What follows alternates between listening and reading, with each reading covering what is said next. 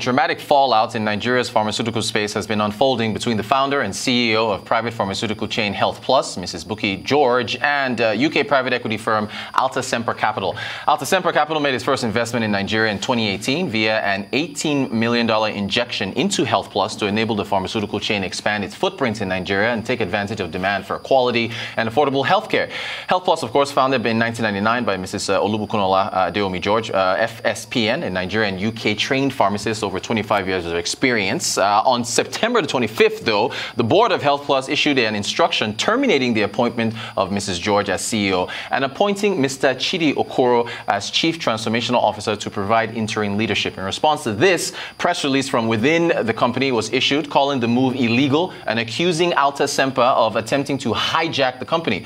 Alta Semper then issued a Q&A claiming that there had been breaches in the agreement made following its $18 million investment and subsequent difficulties in trying to agree upon how the company should be run, leading to a change in leadership it initially announced.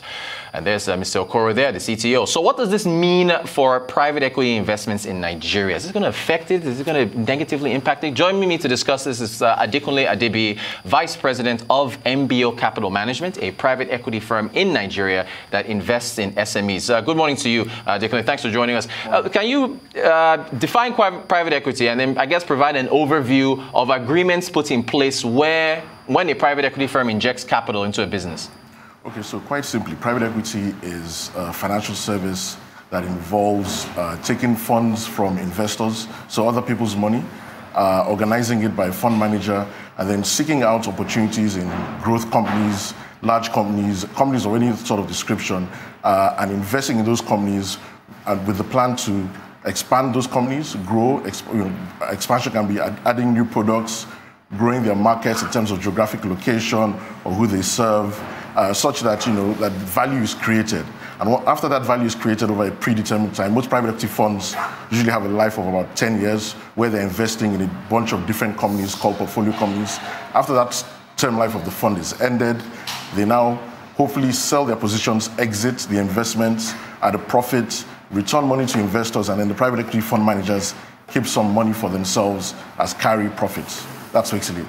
Great, great. So, as far as agreements in place, yes. If those agreements are adhered to, is it possible to avoid the drama we're seeing between Healthplus and the private equity firm? Well, in our market, agreements are only as good as the integrity of the people signing them and their reasonableness to account for any sort of adverse change in market conditions. I don't want to get too bogged down in what the actual agreements are, but they can broadly be described as legal agreements and then operational agreements. Legal agreements like your share purchase for when a private equity investor is buying shares over from a founder, owner of a company, and then of course share subscription agreements where typically when private equity investors invest in a company, they also do so with injecting capital to help expand the company. So new shares will be created, giving them an increased ownership stake and typically diluting the shares owned by the stake of the founder owner. So legal agreements are fine, and yes, you know what our courts can be like, but there'll also be operational agreements in terms of like a 100-day business plan and then a 3 to 5 year business plan covering what the investment is expected to achieve. And those investment business plans will typically have milestones. You have to hit certain profitability metrics before further capital is injected and so on and stuff like that. Okay, great. I'm glad you mentioned that. So metrics that have to be met in order for more capital to be injected. So can COVID-19 and the stress it has placed on different sectors of Nigeria's economy, can that be blamed for straining business relationships leading to what we're seeing right now with Healthplus? Oh, definitely, without a shadow of a doubt. I'm sure when the investment in Healthplus was made in 2018, there have been a 5-year business plan put in place. And COVID is a global phenomenon. There's no way that a situation could have been expected to occur the way it has. So obviously, like as we've been seeing with all sorts of businesses in Nigeria and indeed the world, the lockdown that lasted however many months you want to say it lasted would have affected businesses like Healthplus in the ability customers weren't allowed to come in, stores might have not been allowed to open for certain periods of time. So whatever budget they would have agreed clearly would not have been met, and then that would have allowed for certain performance metrics to not have been met, obviously, as well.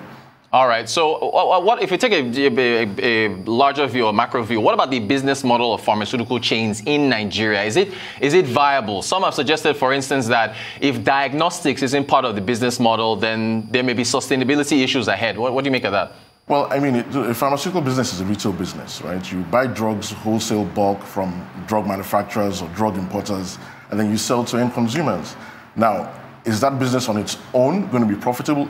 I find it hard to believe so, just because of the nature of the Nigerian market, where, unfortunately, because the economy is in a strained position and there are not too many people with disposable income, it's really difficult to say that people have spare cash with which to go out and buy the drugs that they need to do to keep well. But obviously, opportunities abound as well. COVID-19 being a perfect example. If, a pharmaceutical firm is able to offer diagnostic tests, a COVID test, for example. I mean, these things cost 50K a pop. I doubt the actual cost of providing that test is anywhere near 50,000 naira. You can imagine that the margins will be quite healthy. And there are other diagnostic tests like that, where you can imagine that should a pharmaceutical firm, where it's a blood pressure test, stuff like that, that you can actually see them earn healthier margins and then hopefully get profitability faster. Okay, great. I'm glad you mentioned pricing there of COVID-19 tests. Now, some have suggested that the pricing of prescription and over-the-counter medicine in some of these private pharmaceutical chains is too expensive. And that in and of itself is an indicator that it's a hard field to do business in unless one maintains those high price points. Well, what do you say to that? Well, see, you have to be sympathetic to the entrepreneur, because no business owner wants to charge prices that its customers cannot afford, because that's a surefire way of going out of business. At the end of the day, you price your products in a way that will allow you not only to cover the costs of the goods that you're selling, but your operational overheads, rent, salaries, power, all these things. And unfortunately, our Nigerian environment is very expensive for business owners. And we haven't even talked about taxes and regulation and all the other things that just make it difficult, and the lack of infrastructure that just make it difficult for firms to provide the services that they do. But we're all Nigerians, we're all here to survive. And so you can imagine that they would price their goods in such a way to allow them to achieve profitability. All right, thanks. Now, okay, it's been said that the need for significant investment in healthcare in Nigeria due to COVID-19 has presented an opportunity for PE firms. But does this back and forth, what we're seeing with Alta Semper and Healthplus, mean there are landmines to be wary of?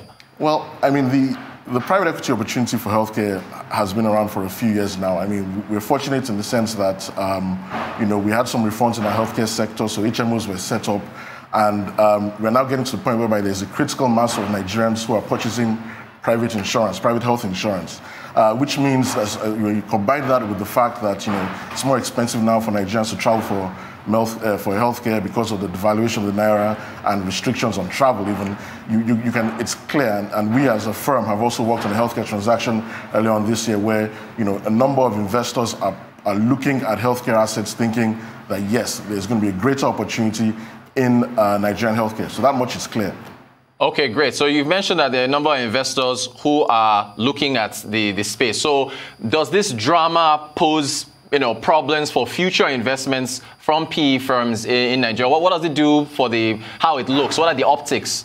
Well, the optics aren't good. It's funny because we live in a globalized world, and as I believe your previous guest mentioned. And one of the things that's clear is that there's not enough money in Nigeria to provide all the funding we need for businesses to to grow, essentially. The private equity industry globally is about $4 trillion. That's how much money they manage and invest in businesses. To put that in context, all the Nigerian banks together, their asset size is about 120 billion. So there's an order of magnitude difference in terms of funding that is available. So this 18 million that was apparently put in by the private equity investors in Healthplus is part of that $4 trillion global pool, right? And unfortunately, and I think one of the things that came out in the Healthplus press release is that, we're trying to appeal to Nigeria's sort of jingoistic and, some might say even xenophobic feelings, and thinking that, these foreigners are coming in. And that's just a very bad signal, because ultimately we need foreign investment desperately in Nigeria, not just in healthcare or in private equity, but even in infrastructure. And foreign investors sitting in their offices, reading these kind of press releases, or just seeing the legal tussle going back and forth, they have options. If they don't bring their money to to Nigeria, they have Ghana, they have South Africa, they have a whole host of other countries where they can take their funding to. So it's something that for me as a private equity professional is quite worrying. And you just as a Nigerian, knowing how much capital we need in this country is quite alarming. It doesn't bode well. All right, thank you for that. Do you have a sector preference for investment in Nigeria? Would you rather say be in FMCGs over pharmaceuticals? I mean, so different private equity firms have different sectors. Our firm, we're a generalist and opportunistic firm, so we go where the opportunities are. And yes, of course, you say in Nigeria, it's a market of 200 million people. So, of course, consumer goods make sense. You then look at other opportunities. Healthcare makes sense. Education makes sense. Energy services, power, oil, and gas services, they also make sense. Fintech, I personally don't think the broader technology space is something where Nigerian firms are set up to compete globally with the American and Chinese and European firms. But we don't lack opportunities in Nigeria. What we lack is funding, and as we're seeing, the strong legal sort of framework with which to ensure that contracts signed are adhered to. Fantastic stuff. Adekunle Adebiyi, I had more questions for you, but we're out of time. Thank you so much for your insights on this matter. He's the Vice President of MBO Capital Management. Thank you so much for discussing private equity matters and the back and forth between Healthplus and the PE firm.